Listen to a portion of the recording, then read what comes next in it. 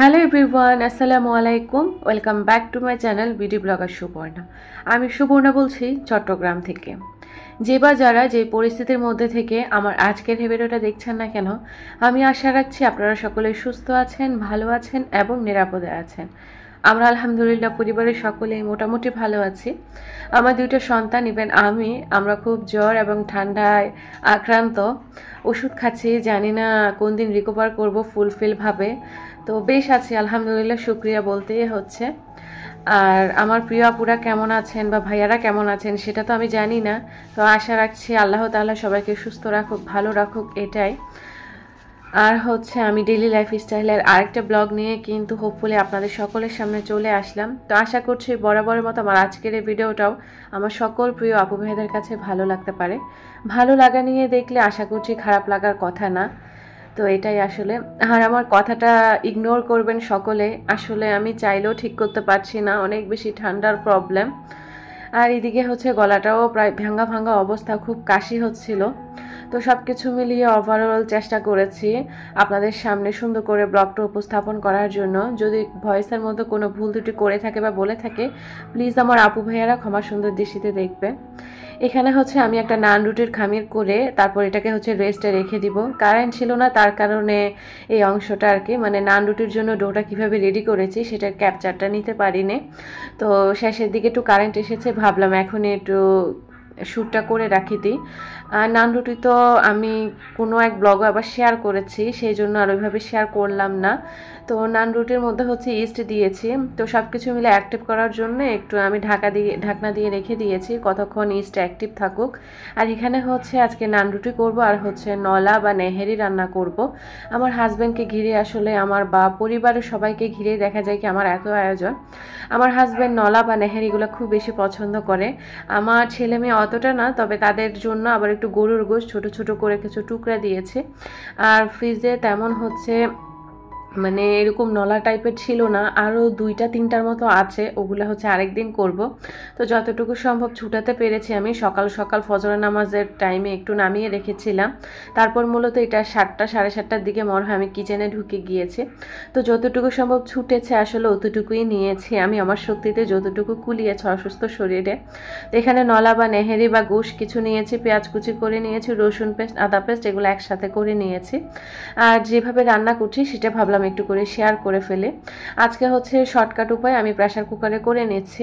হাতে সময় থাকলে বড় পাতিলেই করতাম, তবে সময় নেই, কেননা সকালবেলা মানে 9টা বা 10টার মধ্যে আমাকে খাবারটা রেডি করে ডাইনিংয়ে দিতে হবে, যেহেতু আজকে সাহেব বাসায় আছে। তো এটা ছিল মহরমের দিন, যেই দিন স্কুল অফিস সব কিছু বন্ধ ছিল, সেই দিনের ঘটনা আর কি। তো সেই দিন ফুল একটা ব্লগ আপনাদের সাথে শেয়ার করতে চেয়েছিলাম, তবে এত বড় ব্লগ তো আপনারা পছন্দ করবেন না, সেই কারণে সকালের রুটিনটা আপনাদের সাথে শেয়ার করেছে। পরবর্তী ব্লগে ইনশাল্লাহ দুপুর থেকে সন্ধ্যা পর্যন্ত একটা ব্লগ শেয়ার করব, আশা আছে আর কি, বা ইচ্ছে আছে বলতে পারেন। এখানে নলা বা নেহেরিগুলো আগে থেকেই তো ধুয়ে আমি একটা বাটিতে রেখে দিয়েছিলাম। এখন এগুলো প্রেসার কুকারে ঢেলে দিয়েছি, সাথে একটু পরিমাণ অনুযায়ী তেল দিয়েছি। আর এখন গরম মশলাগুলো দিয়ে দিয়েছি, যে যার পছন্দ মতো দিবেন। বেশ পরিমাণ পেঁয়াজ কুচি দিয়ে দিয়েছি, পেঁয়াজ কুচিটা বেশি দিলে কিন্তু খুব ভালো লাগে আমার কাছে মনে হয়। এরপর রসুন পেস্ট, আদা পেস্ট এগুলো দিয়ে দিয়েছি। তারপর নর্মাল যে মশলাগুলো আছে, আসলে নলা বা নেহেরি রান্নার মধ্যে যত কম মশলা দেওয়া যায় ততই কিন্তু ভালো লাগে দেখতে, আমার মতে আর কি। জানি না কে কীভাবে নেবেন আমার কথাটাকে। এখানে হলুদের গুঁড়া, মরিচের গুঁড়া, ধনিয়ার গুঁড়া, জিরার গুঁড়া আর একটু গরুর গোশের মশলা দিয়েছি, প্যাকেট মশলা আর কি, রেডি মিক্সের এটা। তো এগুলো দিয়ে এখন নাড়াচাড়া দিয়ে আমি চুলাতে বসিয়ে দিব। আর এদিকে কিন্তু আমার যে নান রুটির যে খামিরটা সেটা কিন্তু অ্যাক্টিভ হচ্ছে। যখন আমি কিচেনে ঢুকেছিলাম, লাইটটা জ্বালিয়েছি, তখন কিন্তু আমার কাজ হয়েছিল কি জানেন, কিচেনের কাউন্টার টপ, চুলা, জানালা সব কিছু খুলে দেওয়া, ঘর বাড়ির জানালাগুলোও খুলে দেওয়া, আর একটু করে হালকা করে ঘরটা ঝাড়ু দিয়ে নিয়েছি। হালকা পাতলা ঘর গোছানোর কাজটা আমি তখন করে ফেলি। আসলে যেই দিন সকালবেলা ঘুম থেকে আর্লি উঠা হয় বা তাড়াতাড়ি উঠা হয়, সেই দিন দেখা যায় কি সারা দিনটা অনেক বড় হয়ে যায় আর অনেকগুলা কাজও হয়ে যায় আমার ভাষ্য মতে আর কি। তো এখানে হচ্ছে কথা বলতে বলতে আমি আমার যে নেহেরি বা নলাটা প্রেশার কুকারে রেডি করে দিয়েছি, একদম সব মশলাপাতি দিয়ে ওটা কিন্তু চুলাতে বসিয়ে দিয়ে আমি ঢাকনা দিয়ে একটু ডাইনিংয়ে চলে এসেছি। তার কারণ হচ্ছে আমি আমার কিচেনের জন্য খুব দরকারি একটা জিনিস কিনে নিয়েছি, আমার জন্য খুব দরকার ছিল এটা। তো দেখা যায় কি আমি সবসময় লোহার কড়াইয়াতে আমি রুটি বা পরোটা সেঁকতাম, তো আমার নিজের কাছে এটা ভালো লাগতো না বলতে যে তা না, আসলে আমি দায়ে পড়ে করতাম। আমি ভাবছিলাম যে একটা ননস্টিক ফ্রাই প্যান নিব, তবে কোনটা ভালো এই মতে আসলে আর নেওয়া হচ্ছিল না। আর আমি যখন যেটার প্ল্যান করি সেটা তখন নিয়েই ছাড়ি, আর আমার হাজব্যান্ডও সেটা আমার ফুলফিল করে দেয় আলহামদুলিল্লাহ। আমার সয়াবিন তেলের একটা এরকম অয়েল জারের যে তেল পরে ওটার একটা কি বলবো এটাকে আসলে আমি জানি না, উপরে যে চুঙ্গিটা থাকে যেটা দিয়ে তেল পরে ওটার একটা দরকার ছিল। আগেরটা খুব নোংরা হয়ে গিয়েছে, তো চেঞ্জ করার প্রয়োজন ছিল, চেঞ্জ করে ফেলেছি। এরকম ছোটো এই নবগুলা কিন্তু 50 টাকা দিয়ে পাওয়া যায়। তো আমি মোটামুটি রিয়াজউদ্দিন বাজারে গোলাম রসুল মার্কেটে গিয়েই এই জিনিসগুলো কিনেছি, তো রিজনেবল প্রাইসেই পেয়েছি। কারণ আমি আরএফএলের শোরুমে যখন এই ননস্টিক ফ্রাই প্যানটা দেখেছি তখন ওরা এই 26 সিএমটাই হচ্ছে মনে হয় কত ছিল, মনে হয় 1800 নাকি 1990 টাকা এরকম ছিল। মানে দেখা যায় কি মার্কেটে যেই জিনিসটার দামটা একটু রিজনেবল পাবো তুলনামূলক, আরএফএলের শোরুমে কিন্তু এটার অনেক প্রাইস থাকে। তো আমি হচ্ছে নিউ মার্কেট বা গোলাম রসুল মার্কেট থেকে নিয়েছি 26 সিএম 1680 টাকা দিয়ে নিয়েছি মনে হয়। তো আরেকটা ছিল 28 সেন্টিমিটার মানে 28 সিএম, ওইটা আবার হচ্ছে 2000 টাকার উপরে। আর এত বড় দেখা যায় কি পরোটা রুটি শেখার জন্য ভালোও লাগবে না দেখতে, এক কাঁচা হয়ে থাকবে। সেই জন্য মনে হয়েছে যে 26 সিএমটাই আমার জন্য দরকার। আর এটার ফিনিশিং, এটার হ্যান্ডেল সব কিছু মিলিয়ে আমার কাছে মানে অসাম বা ওয়াও লেগেছে এক কথায় আর কি। আর আমার বেত বাঁশের এই টাইপের জিনিস খুব বেশি পছন্দ। আর নন স্টিকটার হ্যান্ডেলটার মধ্যেও কিন্তু এরকম একটা ফিনিশিং দেওয়া আছে। তো আমার কাছে এক কথা বলতে গেলে এমজিসির এই ব্র্যান্ডটা আমার কাছে ভালোই লাগে। আর আমি যেগুলোতে রান্না করি সেগুলো হচ্ছে ক্যাসেভিলার হাঁড়ি। নন স্টিক চাইলেও অ্যাভয়েড করতে পারছি না, চোখটা বারবার ওখানেই আটকে যায়। তো সেই জন্য 1680 টাকা দিয়ে আমার এই নন স্টিক ফ্রাই প্যানটা কেমন হয়েছে তো জানিয়ে দিতে পারেন। কিচেনের জিনিসগুলো কিনতে মনে হয় বেশিরভাগ সময় আমাদের সাংসারিক নারীদের কাছে ভালো লাগে। তো কিচেনের জন্য সহজ এবং স্মার্ট একটা জিনিস কিনে আমি আমার কিচেনের কাজগুলোকে একদম হাতের মুঠোয় নিয়ে আসছে আমার কাছে মনে হয়। লোহার কড়াইয়া বসালে তো দেখা যায় কি তাতে অনেকক্ষণ টাইম যায়, তারপর দেখা যায় কি রুটিগুলো অনেক সময় লেগে যেতে চায়, চুলা কম আঁচে দিয়ে রাখতে হয়। আর এরকম ফ্রাই প্যানগুলোতে করলে দেখা যায় কি মিডিয়াম একটা আঁচে যদি রাখা হয় রুটি বা পরোটা ইজিলি ভাজা হয়ে যায় বা সেকা হয়ে যায়। তো অনেকদিন ধরে কিনবো বলে আসলে কিনা হয় না, এটা সেটা তো আলহামদুলিল্লাহ কিনার উপরেই থাকে। তো ফাইনালি এবার সব কিছু ফেলিয়ে এসে একদম ফাইনালি কিনে ফেললাম। তো যাই হোক, আর নন স্টিক এইসব জাতীয় জিনিস সবসময় ব্ল্যাক কালার কেনার চেষ্টা করবেন, কেননা ব্ল্যাক কালারের মধ্যে দেখা যায় কি হলুদের দাগ থাকলে বোঝা যায় না, বা অন্যান্য কালারিংগুলো কিনলে দেখা যায় কি হলুদের দাগ থাকলে খুব বেশি বোঝা যায়, হলুদ জাতীয় কোনো জিনিস করাই যায় না। তো এই জন্য আমি আসলে একটা সাদা ননস্টিক ফ্রাই প্যান আছে, তো ওইটাতে যখন আমি রান্না করতাম মানে এখন আর রান্না করার মতোই একদম অবস্থায় নাই, এত হলুদের দাগে চারিদিক ভরে গিয়েছে। তা আমি বলবো আপনাদেরকে বা রেকমেন্ড করবো আপনারা চাইলে মানে ব্ল্যাকের মধ্যে সব কিছু কেনার চেষ্টা করবেন। তবে অন্যান্য ননস্টিক ফ্রাই প্যানগুলো কিন্তু দেখার সৌন্দর্যের জন্য অনেকে কিনে থাকে, তো এইটা আপনাদের ব্যক্তিগত ব্যাপার, আমার নিজের ওপিনিয়নটা আমি আপনাদের সাথে শেয়ার করলাম এই আর কি।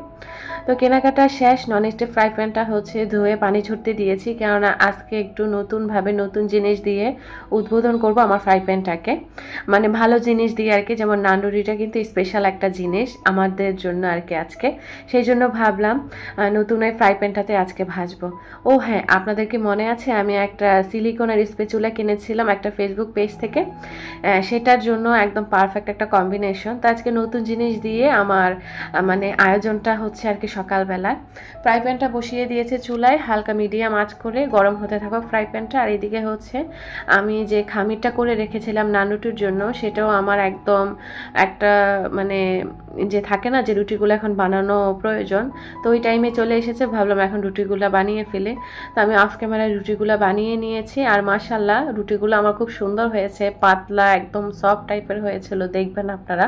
মাশাআল্লাহ কি সুন্দর করে ফুলেছে।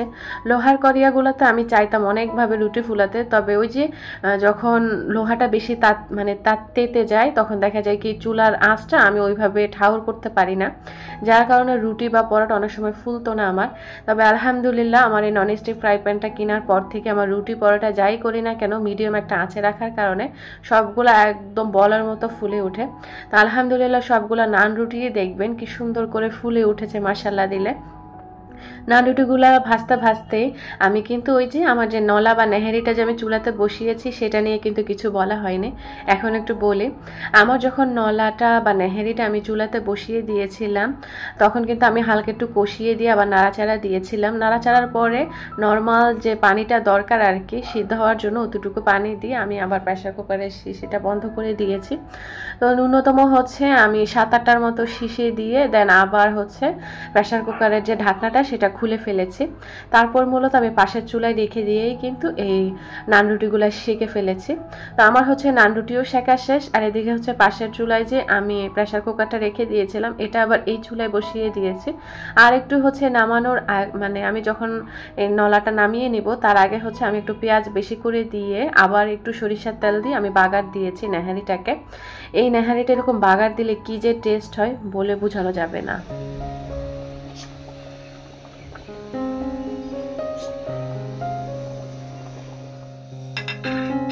আমি জানি না আসলে ভিডিওর মধ্যে আমার নেহারি কালারটা কেমন এসেছে, তবে বাস্তবে অনেক সুন্দর এসেছে। আমার হাজব্যান্ড খেয়ে খুব প্রশংসা করেছে মাশাআল্লাহ দিলে। আসলে পরিবারের এই খুশি মুখটা দেখলে আমাদের নারীদের কাছে অসুস্থ কি আর সুস্থই কি খুব ভালো লাগা কাজ করে। এত অসুস্থ শরীর নিয়েও আলহামদুলিল্লাহ আয়োজনটা খুব ভালোভাবে করতে পেরেছি। তো এখানে হচ্ছে আমি যখন নান রুটিগুলো কেটে সার্ভ করছিলাম বাটিতে তখনই দেখছিলেন কি সুন্দর পকেট পকেট হয়ে গিয়েছে। আসলে এটা ফুলার কারণে হয়েছে। তো আলহামদুলিল্লাহ ননস্টিক ফ্রাই প্যানটা কিনেতে আমার মনে হয় অনেক বেশি হেল্প হয়েছে। আমার রুটি পরোটা মনে হচ্ছে এবারে ডবল ডবল ফুলে উঠবে আর কি, জাস্ট কিডিং। তো এখানে হচ্ছে আমি ডাইনিং টেবিলে হচ্ছে সব কিছু গুছিয়ে নিয়েছি। অনেক ধকল গিয়েছে, এত গরম, তা আবার অসুস্থ শরীর নিয়ে কিচেনের মধ্যে মানে সকাল থেকে যুদ্ধ শুরু করেছি। তো যুদ্ধের পরিশেষ শেষ হয়ে গিয়েছে। এখন হচ্ছে নাস্তা খাওয়ার পালা। এখানে হচ্ছে ডাইনিং টেবিলটা গুছিয়ে নিয়েছি, নান রুটিটা বাটিতে নিয়ে নিয়েছি, তারপর নলা বা নেহারিটাও সার্ভ করে নিয়েছি। এরকম ধোঁয়া ওঠা নাস্তা খেতে কার না ভালো লাগে। রুটি পরোটা সবসময় আমার গরম গরম খেতে ভালো লাগে, তবে ভিডিও চক্করে পরে দেখা যায় কি অনেক সময় ঠান্ডা হয়ে যায়। তো আলহামদুলিল্লাহ খুব মজা হয়েছে সব কিছু। নিজে রান্না করেছি যে তা না, আমার হাজবেন্ড নিজেও খুব প্রশংসা করেছে। এই নেহারিটা আমাদের সেদিন সারা দিন গড়িয়েছে। আসলে ছোট্ট একটা সংসার, দেখা যায় কি সেরকম কোনো খাওয়াও হয় না। তো যাই হোক, এখানে হচ্ছে আমি নাস্তাটা টেবিল সাজাতে সাজাতে আমার কিছু প্রিয় আপুদের কমেন্ট পড়ে নিচ্ছি। MN ব্লগ থেকে আমার প্রিয় নাসরিন আপু প্রিভিয়াস ব্লগে কমেন্ট করেছিল, তোমার এইসব ভিডিও আমার সবসময় ভালো লাগে, তবে সবসময় আমি ভিডিও দেরি করে দেখি, তবে দেখার চেষ্টা করি। তুমি যে কত সুন্দর করে কথা বলো সেটা কি বলবো, আমাকে মুগ্ধ করে। যাই হোক আপু, আমার সাধারণ কথা যে তোমাকে মুগ্ধ করেছে সেটা হয়তো বা আমার খুশির ভাগটা আমি তোমাকে বলেও বোঝাতে পারবো না। তোমার ভিডিও আমার অনেক ভালো লাগে। আমি বেশিরভাগ ভিডিও টিভিতে এনজয় করে থাকি। আমি মোবাইলের দিকে কম ঝুঁকি, কারণ আমার প্রচুর মাথা ব্যথার প্রবলেম। আর এমনিতেও আমি টিভিতে একটু বেশি দেখি, মোবাইলটা থেকে আমি একটু দূরে থাকি এখন বলা যায়। ফাঁকে ফুঁকে কিছু মানুষের ব্লগ দেখি মানে মোবাইলের মধ্যে, সরি। তো যাই হোক আপু, আমিও তোমার ভিডিও দেখা মিস করি না। তোমার ভিডিও আমার অনেক ভালো লাগে, অনেকগুলো আদর মাখা ভালোবাসা আপু। আপুর কমেন্টটা পড়তে পড়তে এদিকে হচ্ছে আমাদের খাওয়া দাওয়া স্টার্ট হয়ে গিয়েছে। আমার হাজব্যান্ডকে বড়টা দিয়েছি, কেননা আমি গোশভাবে খেতে পারি না এখন, তা অনেক ভয়ে ভয়ে নিয়েছে। আমার যেহেতু হাই প্রেশারের প্রবলেম আছে, অল্প কিছু গরুর গোশ খেলে আমার মাথার সমস্যা হয়ে যায়, প্রচুর মাথা ঘুরাতে থাকে। তো হাই প্রেশার যেটা বলবো আর কি। যাই হোক, এখানে হচ্ছে আমাদের খাওয়া দাওয়া শেষে এক গাধা হাঁড়ি পাতিল জমা হয়েছিল, সেগুলো আবার ওয়াশ করে আমি স্ট্যান্ডারে পানি ঝরতে দিয়েছি। আর এদিকে আমার হাজব্যান্ড তো সে ছোটবেলাকার কাহিনী মনে পড়ে গিয়েছে তার, নলাটাকে এরকম বারগিয়ে বারগিয়ে সে হচ্ছে কি যে করেছে, আমি হাসতে হাসতে শেষ। তা আমি আবার রাগও করেছি যে তুমি আমার পুরা ডাইনিং টেবিল পুরা মানে নলার যে ঝোল ছিল সেগুলো দিয়ে পুরো ভরিয়ে ফেলেছে। আমি আমার অফ ক্যামেরায় ম্যাজিক ক্লিনজার স্প্রে করে ভালো করে একদম ক্লিন করে ফেলেছে আমার ডাইনিং টেবিলটাকে। এখন মনে হচ্ছে আমার ডাইনিং টেবিলটা মানুষের রূপে ফিরে এসেছে। এতক্ষণ যে কি ছিল আমার ডাইনিং টেবিলটা। তো যাই হোক, এখানে হচ্ছে খাওয়া দাওয়ার পরে হাঁড়ি পাতিল ধোয়ার পরে আমার খুব শরীরটা খারাপ লাগছিল। তো এমনিতেও কিছু ওষুধ খেয়েছি ঠান্ডির, এখন হচ্ছে নাপা ওষুধটা খেয়ে নিলাম, একটু জ্বর জ্বর লাগছিল। তো সেগুলা খেয়ে হচ্ছে একটু রেস্ট নিয়ে আবার কিচেনে চলে এসেছি। এখানে হচ্ছে চাটা বানিয়ে এনেছি, দুধ চিনি মিশিয়ে নিয়েছি, আমার হাজব্যান্ড আর আমার জন্য 2টা কাপ নিয়ে নিয়েছি। আর চায়ের লিকাটাও হচ্ছে এই কেতলিটাতে নিয়ে নিয়েছি। এখন হচ্ছে এই লিকাটা দুধ চিনির সাথে মিশিয়ে দিব। আরেকজন আপু কমেন্ট করেছিল আফরিন আক্তার আইডি থেকে, টিউলিপগুলো কোথা থেকে নিয়েছেন আর প্রাইস কত? আপুর জন্য বলছি, জানি না আপু ভিডিওটা দেখছে কিনা। টিউলিপগুলো হচ্ছে আমি ফেসবুক পেজ হোম হেভেন ওই পেজটা থেকে কিনেছি। লাইফস্টাইল অফ দীপা চ্যানেলের দীপা আপু যে ওনার ওই পেজটাই হচ্ছে হোম হেভেন। তো আপনি চাইলে হোম হেভেন পেজ থেকে কালেক্ট করে নিতে পারবেন। আর 1 স্টিক আর কি, মানে পার পিস হচ্ছে 60 টাকা দিয়ে নিয়েছি। তো আপু আমি তোমার উত্তরটা দিয়ে দিয়েছি। আর এখানে হচ্ছে আমার চা বানানোটাও হয়ে গিয়েছে, দুধ চিনি মিশিয়ে হচ্ছে এখন ডাইনিং টেবিলের উপর নিয়ে যাব। আর একসাথে কত গল্প আড্ডা দিব আর খেয়ে নেব। আমরা যারা ব্লগিং করি তাদের দেখা যায় কি শুটের পিছনে পিছনে এই চাটাও ঠান্ডা হয়ে যায়। তো আজকে আমার হয়েছে সেই ঘটনা। তো চা বানাচ্ছিলাম আর শুট নিতে নিতেই ঠান্ডা হয়ে গিয়েছিল। অন্যান্য সময় দেখা যায় কি আবার পরে গরম করে নিই, আজকে আর গরম করিনি। তো সার্ভ করে নিয়ে যখন ডাইনিং টেবিলে নিয়েছে, আমার হাজব্যান্ডের রিয়াকশনটা দেখে আমি জাস্ট হাসতে হাসতে শেষ।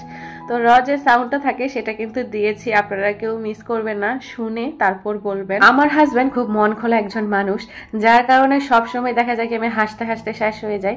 আজকেও হয়েছে সেই রকম একটা কাহিনী আর কি।